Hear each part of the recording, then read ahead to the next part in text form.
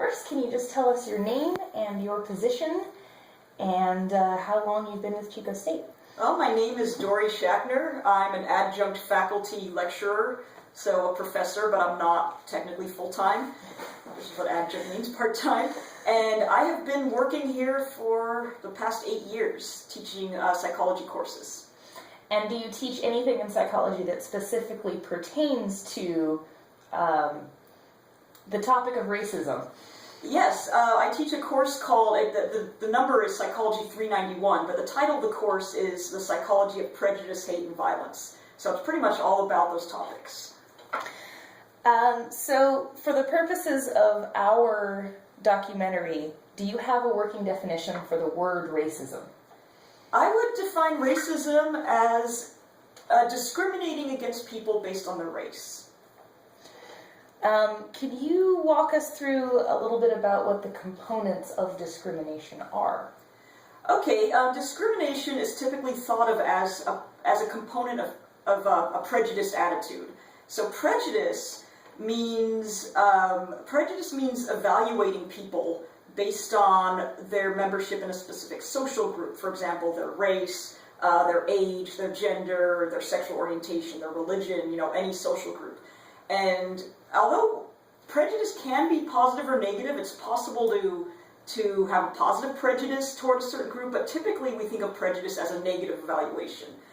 And because prejudice is an attitude, it has 3 different components, which are often referred to as the ABCs of an attitude. So the A stands for affect, which is the emotional component. So how you feel about a specific group. And in terms of racism, the affect is usually negative. It's usually, I don't like people of this race, or even I'm afraid of them. So it's usually a negative emotion. The B stands for behavior or behavioral intent, which in the case of prejudice is discrimination. So discrimination is the behavior of treating someone differently solely because they belong to a different group than you do. With racism, it would be treating someone differently because they're a different race than you are.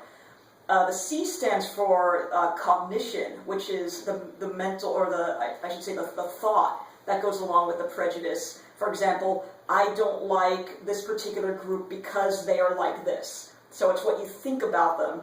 And oftentimes with prejudice, the cognition is a stereotype. So a stereotype is a generalized image. It's this idea that if someone belongs to this group, they have certain characteristics. Everyone of this particular race is lazy, or or is good at math, or any other stereotype where you're overgeneralizing to the entire group. So those are the 3 components of prejudice. Now, there are obviously different ways that each of those components can manifest, and on particularly a modern college campus, and particularly in California, it's unlikely that you're going to see a lot of overt segregation and things like that. Yeah. But could you name a few of the ways that racism might still manifest in a situation like the Chico State college campus?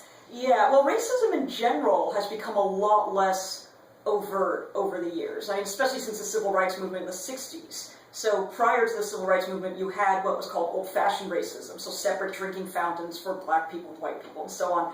And yeah, you don't really see that anymore because the whole, the civil rights movement and other, I just blanked out what I was going to say. But let's just go back to saying, well, since the civil rights movement, it's pretty much become frowned upon to be overtly racist like that. So I think what you're referring to is more subtle forms of racism, which is, not just on college campus, but in general, you don't really see a lot of very obvious forms of racism nowadays because it's frowned upon. But as far as more subtle forms of racism, you might see, for example, someone deciding not to sit next to someone in a classroom because they're a different race. And so that would be one sort of subtle form of racism that you might see. Or you might even see differences in admissions, where maybe certain races are not, or I should say maybe certain, like white people, white being the dominant race in America, white people might be, admitted at a higher rate, or it might be the reverse, where, here's an attempt to not look racist, so so let's make sure that we admit a lot of minority students. So typically it'll be much more subtle like that. You'll probably very rarely see anything along the lines of like a hate crime that's, you know, obviously driven by race. Are there any things that might happen in the classroom specifically related to an instructor that... Now I'm going to have to edit myself. I don't know how to phrase this. I think I wrote it down. Okay. Do you think that there are, or are there ways that instructors might have a bias regarding students of color that would affect classroom procedure or behavior? Or the climate, overall climate. Well, yeah.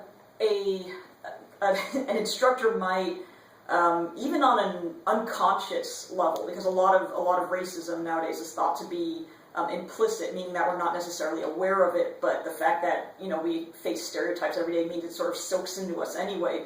And an instructor might, for example, avoid calling on minority students, or they might call on minority students more so in an attempt to not appear racist. Or what you might see is that they might have a tendency to, maybe when it comes to grading papers by minority students, they might have a tendency to go lighter on them because they're worried about coming across as racist. So that's a possibility. Or they might be harder on them because of their implicit biases. In terms of student organizations, something that I've heard, and I'm curious what your thoughts are on it. Hold on a sec, my nose is red. Okay, good. don't pause it because it'll upload 2 videos then. Yeah, we'll just edit it later. Walking in the cold, making my nose run. Understandable. Okay. I didn't want to sit here going like, yeah. Yeah. We'll definitely edit that out. Yeah, thank you. So, would you... Excuse me, sorry. Would you consider it a form of racism or a form of discrimination to have student groups, particularly, or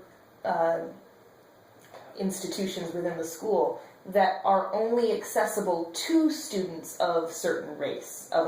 For instance, a club that is only, you know, acceptable for black students to come to, or a sorority that can only have Latino students, or something like that. That's an interesting question.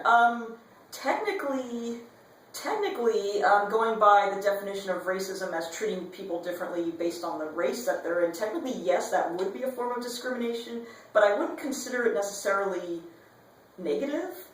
You know, like, to have a group that's specifically for black people, or then even looking at something other than race, a group that's specifically for the LGBT population, I wouldn't really consider that negative, because it can kind of be, especially for an oppressed minority, it can be a safe place. So while technically, yes, it is discrimination, I don't think that it's inherently a problem. I wouldn't consider it racism, really.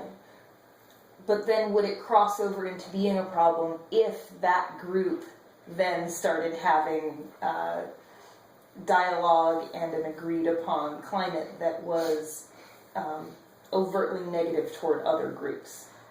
Yes, I'd say once it got to the point where it became, you know, sort of a, we're better than other groups, or we don't like other groups, then that, at that point I would consider it, then you're getting, you know, then you're crossing over into the realm of actual prejudice, of having a negative attitude toward other groups. Okay. Now, you teach a class that specifically discusses issues like this in depth with large groups of people. Do you find, when you have discussions about these sections, that you see a lot of students who are aware, or seem to be aware of the kind of subdued and covert racism that's happening around them? Yes, for the most part it seems that yes, students are aware of this, especially once I give examples of what I mean by it. For example, one thing I always do in that class is a writing exercise that I do early on where I ask students, or I show them a statement saying, now that we've elected a black president twice, this shows that that race is no longer an issue, agree or disagree. And I never have students agree with that statement, which is a relief to me. So I think that yes, for the most part, especially when it comes to racism as a form of discrimination, I think most students are aware of the more subtle forms of racism.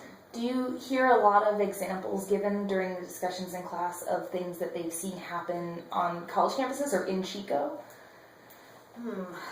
A lot of the examples I hear, I don't know that I've necessarily heard a lot of examples involving college.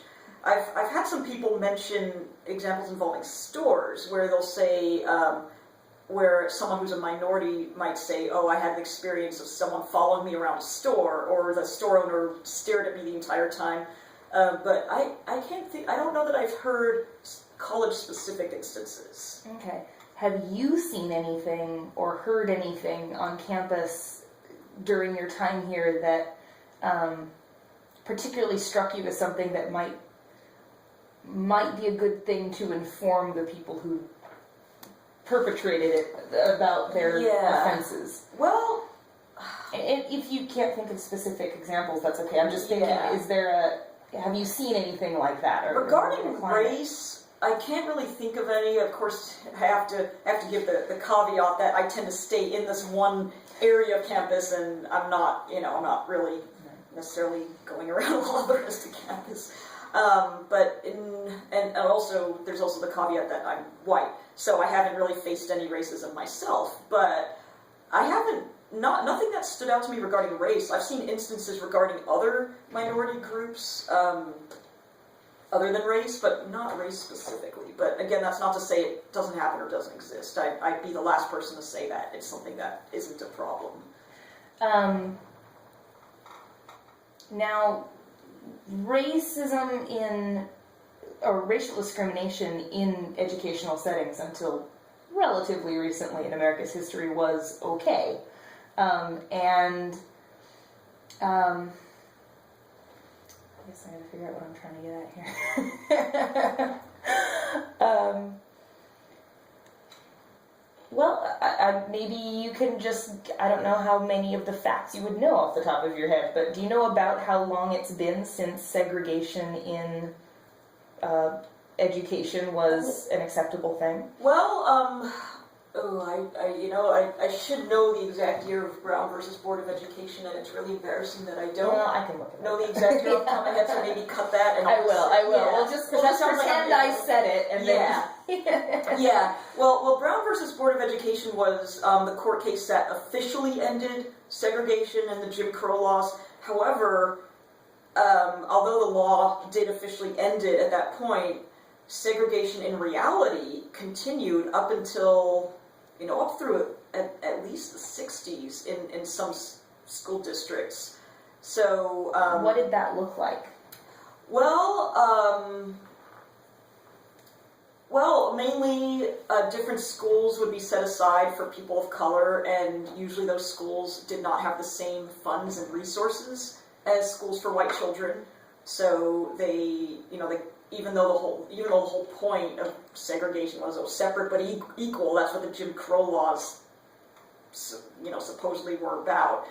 It was certainly not equal, and so and then of course there were the laws with busing minorities around, and when desegregation did happen, a lot of times what would happen is the minority students who were now in classes with the majority white students would be at a disadvantage, because previously they'd been in these segregated situations where they were going to schools that weren't as good, that didn't have the same funds and resources and so on. And so now that they were in this situation where they were with white students, they tended to not do as well because they just did not have the same background. So they didn't have the same advantages, the same privilege. So they sort of came across as being less intelligent, which, of course, ended up reinforcing a lot of stereotypes about other races and minorities. That, they're less intelligent, they're not doing well in school. Would you say that even today there is a a lingering prejudicial concept about how students of color perform academically versus white students. Oh, yeah, absolutely. Absolutely, yes. I'd say that there's still a very pervasive stereotype that, for example, black students, Latino students, and so on. I wouldn't say this applies to Asian students, because Asian students kind of have the other stereotype. They have the stereotype that, oh, they're really good in academics, and positive stereotypes are just as problematic as negative, so I'm not trying to excuse that in any way. But I'd say black students and Latino students in particular face the stereotype that they are less intelligent. And I'd say, yes, that's still a very strong stereotype, even though there's no evidence supporting it. And would you say that that can in any way affect how those students perform? Yeah, the term for that actually, I think what you're getting at is stereotype threat, which stereotype threat applies to a situation in which a person is made aware of a stereotype about their group, and as a result of being aware of the stereotype, they feel that, well, I have to make sure I don't confirm it. For example, a black student who is aware of the stereotype that black students, aren't as intelligent is going to start worrying when he's in a situation in which that's brought to light. For example, a testing situation. He's going to start worrying, well, I don't want to confirm this negative stereotype about my group. And what happens is when you're worrying, you can't do as well on a task. Your attention is divided. You only have so much working memory. So if you're worrying about confirming a stereotype, then you're not going to perform as well because you're going to be distracted. And so there's been a whole series of studies. Claude Steele is one of the researchers who's worked on this issue of stereotype threat, and the classic stereotype threat study involved black students and white students, and both students were given some SAT problems, and for half of them they were told this is a test of intelligence, and when they were told that, the black students did poorly compared to the white students, which would seem to confirm the stereotype. But then the other half of the students were told this is not a test of intelligence, and when they were told that, the black students did just as well as the white students, showing that obviously there is no inherent difference in intelligence. And so the only explanation for this difference is that when they were told it was a test of intelligence, the black students worried about confirming this negative stereotype about themselves, and it hurt their performance and became a self-fulfilling prophecy. Do you think that knowledge about things like that would be a really advantageous thing to make more known in the college classroom? I think so. I always make sure to talk about stereotype threat, not just in my prejudice, hate, and violence class, but I also teach social psychology. And I talk a little bit about prejudice and discrimination in that class, and I talk about stereotype threat. And I've never taught intro to psych here, so I don't know if they cover it in that class or not, but I know probably a lot of instructors do find a way to work it in because it is such an important phenomenon to be aware of. And I want to point out that stereotype threat has been found not just to apply to black students, but also to pretty much any group about which there's a negative stereotype. For example, women in math. There's a stereotype that women are not good at math, and Steele and his colleagues found that stereotype threat happens during a math task for women. So it can apply to any minority group about which there is some sort of negative stereotype. Okay. I want to switch gears just a little bit and talk about Chico as a community. Chico's a relatively rural area, a smaller community.